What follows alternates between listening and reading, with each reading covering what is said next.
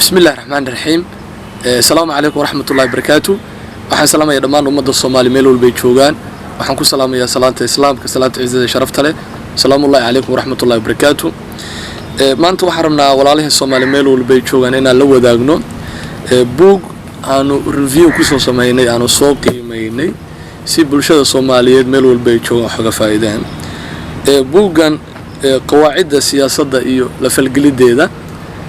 bookan waxaa qoray qoraacaana oo Jawaasim Sultaan la yiraahdo oo u dhashay dalka Qatar oo ah philosopher bartay daraasadeeya arrimaha siyaasadda iyo dhaqaalaha adduunka. waxyaalaha uu bookan kaga warramay waxa kamid ah inuu saddex qodob uu bookan ku qiimeeyay. saddexda qodob waxa number 1 ka ah siyaasiga iyo mafaahiimtiisa. qodobka labaad siyaasadda iyo arrimaheeda.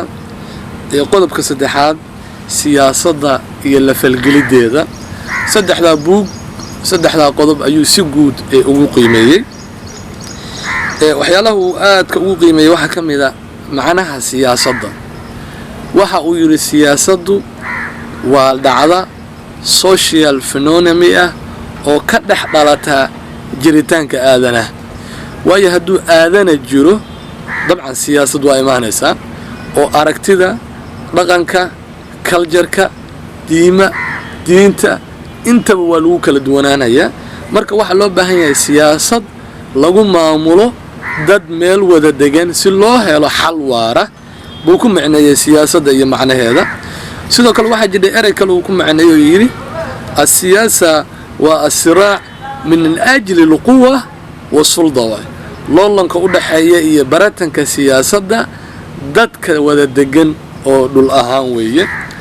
waxyaalaha kale uu ku qiimeeyay waxa kamid ah siyaasiga iyo macnaha uu leeyahay iyo siyaasadiisa iyo waxyaalaha la rabo inuu bulshadiisa la wadaago. waxyaalaha uu ku qiimeeyay waxa kamid ah siyaasigu waa khamaar iyo la xisaabtan labada dhanka aweeye.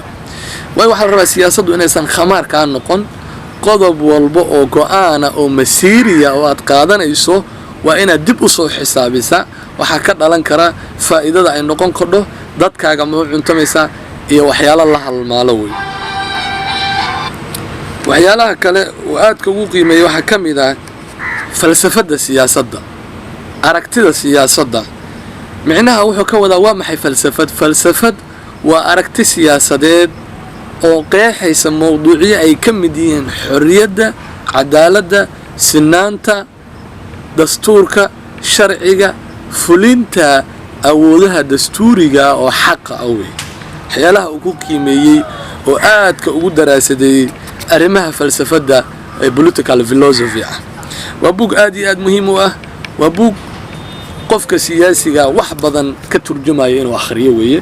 waa book muhiim u ah dhammaan bulshada Soomaaliyeed meel walba ay joogaan, khaasatan dhalinyarada inay dib u akhriyaan, daraasadeeyaan, wax badanna ka qiimeeyaan. intaas baan ku soo kormeerinaa. aad baa u mahadsantahay. Assalaamu calaykum waraxmatullaahi wabarakaatuh.